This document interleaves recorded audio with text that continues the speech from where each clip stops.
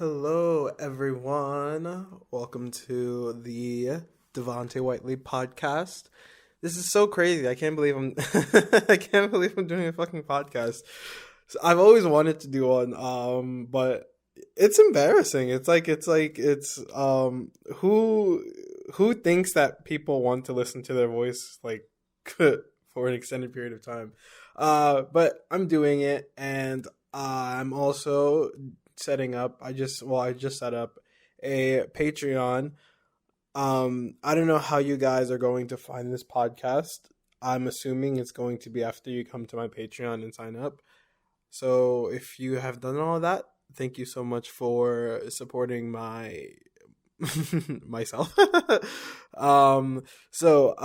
it's kind of random to start a Patreon out of nowhere, especially considering that my YouTube channel isn't even that big.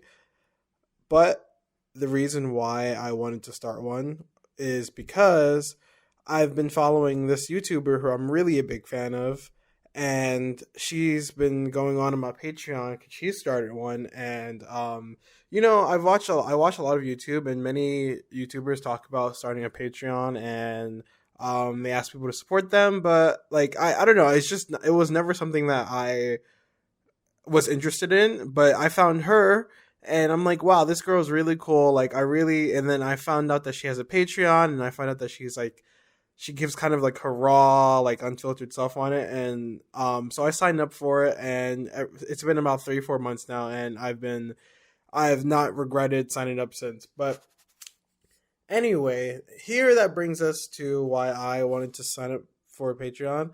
Um, so like I said, my channel isn't very big, but I think I post quite a bit. I'm almost up to 60 videos on my channel, which is not it's not that much, but it's quite a bit, to be honest. Like, there are channels that are much bigger than mine that have like half the number of videos. So subscribers wise, I'm not so big, but I feel like I'm posting consistently and have a lot of videos. So like I don't know, I'm at a point already where it's like, okay, like what's next? And you guys may not know, but it kind of I sometimes I have ideas for videos like well in advance. Sometimes I just make a list. Sometimes I make a list for it. Sometimes it literally like just comes to me randomly. For example, my most recent one about uh failing my driving test, like that wasn't the original idea for that was to get my freaking license and to get my car, and then do a video about, like, the process of getting a license in car in Korea. But because I kept failing my test, it didn't go like that. So when I finally failed it the third time, I was like, you know what? Like, I'm so angry right now. Like, and I really just wanted to talk about it on YouTube in my video. So it was that was a spontaneous video as far as like the creation of it. Um, so yeah, there are different ways my videos come about, and I've realized that even though I like to kind of do some other stuff, like talk about, anime, and like talk about like music and stuff like that, but most people don't come to my channel for that, which is totally fine. I get it, it's totally fine.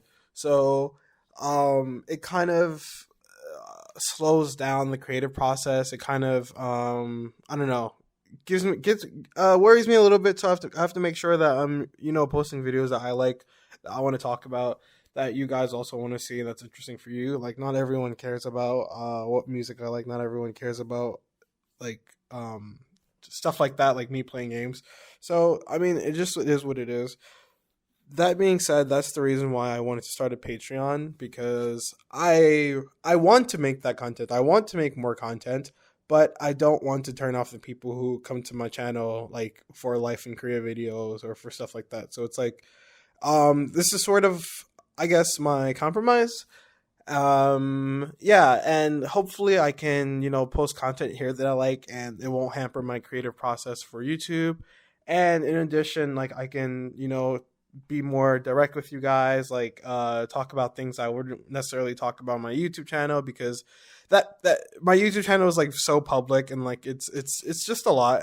And so sort of like, chatting with homies, also being able to communicate directly with you guys about like just, for example, like coming to Korea, stuff like that, and like tips that you guys might want.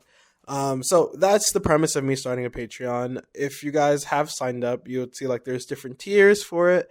You can honestly like whatever amount is comfortable for you, but you can see that depending on the amount, you get certain benefits. And I will try my best to stay true to those benefits and to deliver because at the end of the day, like I don't want anyone spending money and feeling like I fucking gypped them. So like that's the last thing I want to do. But anyway, so that's the introduction for that, and that's why I started my Patreon. That's why we are here where we are here. As far as my podcast will go, I think I really want to do at least once a week, for maybe about 30 minutes or so. I think 30 minutes is a good amount of time to do a podcast. Um, so yeah, I hope you guys enjoy. So let's get started into the podcast. Today's podcast, I don't really have much to talk about. I think I'll start out with, just generally what's going on in my life. First of all, allergies are kicking my ass. I thought, I honestly, I don't know what's up. Like last year when I got to Korea, I don't even think I got super affected by allergies.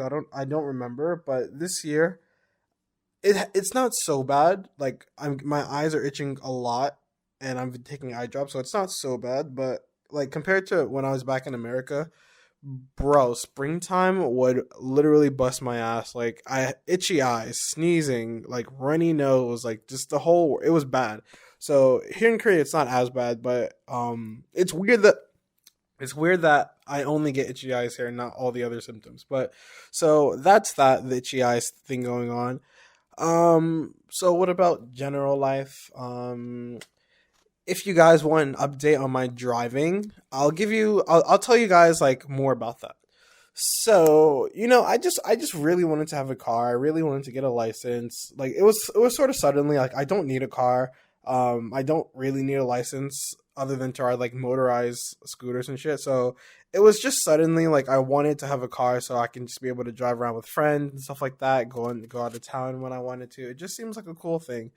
Um, so I started the process of trying to get my license here, and I talked about it mostly in my video, but where I left off was basically I was really upset that I had failed for the third time because not only is it really upsetting, but it's just super time consuming, like going there, taking the test, coming back, and like it's just super time consuming and a lot of money. So I was very upset. Long story short, I kind of got over that. I continued practicing again, and then I retook the test a week later, and then I ended up failing it again. The good news is that it wasn't on the same part that I had failed the first time. I actually did the parking part, like the parking part where I failed, where I not the first time, where I failed the third time. I ended up doing well on the fourth time, but I failed because I fucking hit these yellow lines. If you hit one yellow line, it's -10, and if you hit the center line, it's -15. And I did both in like succession. So that was automatic 75, and passing is 80. So that was that. But I'm not gonna lie to you guys, I wasn't super upset about it. I've talked to some friends about this, but when I was getting ready to take the test, I was sitting down and I'm like, let me be really honest with myself. Like I've never driven a car before. The only time I've actually been behind the wheel of a real car was, I swear to God, the 4 times now that I took my driving test are the only 4 times that I've driven a car. All of the practice I've been doing were on simulations. So um, I don't know. So I don't know what I was thinking. Like I don't know what I was thinking. I don't know how I possibly expected to pass this test. There are people with much more experience than I do driving a real car who failed the test. So I don't know how my dumbass with only simulation practice was expecting to pass. But so I realized most likely, like right before I was taking it the fourth time, I realized most likely I will not pass this test, and um, so I was already sort of kind of, I don't know, relieving of the pressure for myself, letting myself like not feel like a failure, and sort of acknowledging that like, listen, like I know it sucks that you're failing, but at the same time you have to acknowledge that this is a hard thing and you haven't really prepared as much as you think you have. So that was that. But like I said, I wasn't super upset when I had failed. I was super tired that day because I had woken up like at fucking 8 o'clock or something, and my I don't mind you. I'll wake up if my test is at 9 o'clock in the morning. I have to wake up maybe around 8 o'clock ish so I can get a little ready and then take a taxi up to the place. So that's already money and that's already lost sleep. And mind you, I usually wake up like at 11 or 12, so I'm losing 3 4 hours off the bat. So yeah, that was a pretty upsetting. Uh, what's that called? That was a pretty upsetting, like just sequence of events, and I'm at the point where I think I am going to sign up for real driving school so I can get real practice behind the wheel. But the thing with that is that it's so expensive. It's like in US dollars, it's about $700, and you have to take like 3 hours of like fucking like this boring class, and then you have to take like 4 hours of practice behind the wheel to pass the second test, and then you have to take 6 hours of practice to pass the road driving test, which I guess isn't so bad, but it's so expensive, and the entire thing, and like they're gonna speak Korean anyway, so it's like I can't even understand that much. So it's like I feel like I'm not really getting that much, and it's $700, and it's like, oh, it's a lot. It's a lot. And on top of that, if I pay that much money, I really won't have any money to pay for a car. Like, even if I don't pay for driving school, like I can't, I actually can't really afford to buy a car. If I buy one, like it would literally deplete like my savings account. All I have left would be my like my investments. So it's a bad financial idea. Don't get me wrong. Like it was always a bad financial idea to buy a fucking car. Um, but I wanted to do it. But luckily it didn't work out. So I think I'll hold on to my coin for a little bit. I think I'll put off the driving for a while. Most also because I don't know how long I'll continue to be in Korea. So I mean, it is what it is. It was one of those things where it's like if it was easy and if it was convenient and fast, of course I would have been glad to get the license and get a car. But it's none of those things. So I think I should sort of not give up, but just sort of take the back seat a bit, save some money, and wait till it's actually okay for me to.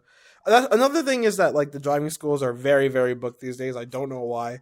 Like I've talked to like 3 or 4 driving schools, and they telling me that it's also because of my availability. I have to work during the day, so I'm not super available. But most of the driving schools are telling me, oh, you gotta wait until like mid May, late May, when I'm actually able to start driving practice. I'm like, bro, like you're not gonna catch me paying like $700 right now and to wait a month to start lessons. Like it's not happening. Like I'm not. I want to drive, but I don't want to drive that badly. So that's where I am at with my driving situation. Yeah, and honestly, like I don't know, it's a lot. It's a lot. I've been trying to talk myself out of getting a car because like I think the good part will be I think I have free parking in my apartment. I think I haven't inquired about that, and I don't really know like how I'm going to inquire about that, but I think my parking is free in my apartment, so that's a relief. But there are a lot more cons that I think pros to having a car. For example, like the money, it's not super expensive, but like I would be broke. And on top of that, like people in Korea, I think drive like they're insane. So it's that, and then on top of that, like parking fees. Like parking is very expensive here, and it's very hard to find parking. Like whenever I drive with my friend, like it's parking is an ordeal, especially if I'm going to like Seoul or anything like that. So it's just a lot. And the traffic is bad. Like it's actually more convenient to take a bus, especially to Seoul, because driving there it can take like 2 hours like easily, but on a bus it can take like an hour. So that's another reason. And then I think another reason was what was another reason? I don't know. But yeah, so it's like I actually have no very good reason for getting a car and spending that much money, but it was one of those like impulsive things where it's just like the less if it were easy for me to do it, I would have like easily done this impulsive thing. But because there are so many barriers and obstacles, it sort of prevented me from doing this really reckless thing, such like the buying the car. I mean, um, so that's where I'm at. The next thing I wanted to talk about was, guys, it is hot. It is hot. My eyes are itching right now, like, but it is hot. It's fucking April, almost May, and it's hot. Like we've been hitting like 80 real feel for a few days now, and I'm sick of it. I'm over it. Let me tell you. Let me give you a little rant. Air conditioning here. I don't know what is up, and I don't know why they like to play, but like air conditioning here. I don't know what like. I think Koreans prefer the warmth. I don't know. Like it's I'll get like in my apartment, like there was a sign saying that the air conditioning wouldn't turn on. Oh wait, so let me give you guys a little background. Here, it's not the same as in the U.S. In the U.S., like at least in New York, we have air conditioning units that I guess sometimes come with the building, or you can pay for yourself and have it installed in the window. But in Korea, well, and also if you do that in New York and America, like it's not super expensive. Like yes, it's expensive, but it's not super expensive. It's even like the air conditioning unit itself. I mean, but here in Korea, it's a little different. I can't speak for many other living situations, but I live in an office tel, which is basically a building where it's commercial businesses and there are residential buildings. There are apartments in the same building. So like the first 3 or 4 floors are shops and stuff like that, like restaurants and like whatever the fuck. And then above that is apartments. So I don't know if that influences why our air conditioning is so fucking ghetto, but um yeah, we have like central heating, and basically it's at the whim of whenever I guess the manager, whatever, like when the building gods, the air conditioning gods decide that it's hot enough to use the AC. So that's really annoying.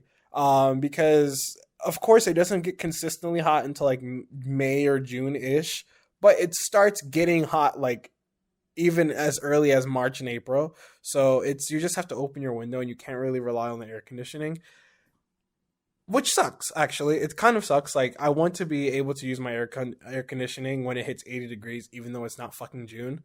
But that kind of sucks. And it's even worse at my school because um I don't know if you guys know this, but my school is in its own building. It's like it's in a basically a multi-use building. There's like cafes and restaurants in the building as well, but we have like our own floor of the building, and every fucking summer it's a hassle getting the AC on because they I don't know. It's just like for the story I've heard is that like the other tenants, like the restaurant owners and the other businesses, like they don't want to pay for AC or whatever the fuck. So like I don't know.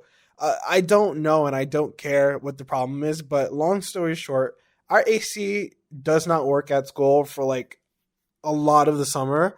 Like during the peak summer, they talked about, oh, we turn it on like around 2 o'clock, 3:40, 3 o'clock when you guys need it, when the students start coming in. But I'm like, bro, like can you for it doesn't turn on at 2, it turns on like at maybe 4 o'clock. And so like for like an hour and a half of classes, it's just hot. It's just hot, and my classroom doesn't have a window. We just have a fan, so it's just hot, and the kids are running around, so it's uncomfortable. All of this because you guys want to fucking control our air conditioning and our fucking whatever for whatever reason, and I hate it. It's every summer like I dread it because it's this nonsense of like, why are you guys trying to like monitor my air conditioning use? Why are you guys telling me like when it's hot and when it's not hot? It's fucking hot. Let me use my air conditioning. So that's really frustrating. I really wish we had those individual AC units, like the window ones that they have in America. Here in Korea, if you want like your own AC type thing, you can get them, but they're incredibly expensive. Like they don't go into the window; they're like a standalone. My eyes are itching so bad. They're like a standalone. I don't know how to describe it. Like I don't know. It's just a standalone. It's a standalone appliance, and they're kind of massive. But you can buy those from like Ema or whatever, but they're ridiculously expensive, like ridiculously expensive. So it's kind of like a non-starter anyway. Even small ones are ridiculously expensive. So it's rough here. Summertime, like I'll be having my summertime sadness when summertime comes in Korea, and it gets god awful hot. It gets god fucking hot in here. Like hits like peak summertime. We're hitting 100 degrees quite regularly, and the air is bad and like it's humid, and it's like rainy season. It's just not a good look. It's just not a good look.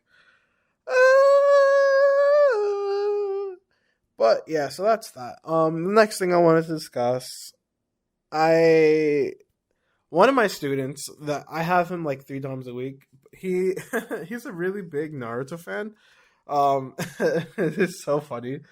I don't know how it started. I think because I have my wallpaper on my computer at school is Tanjiro from Demon Slayer, and then I have a figure of Super Saiyan 4 Gogeta in my classroom.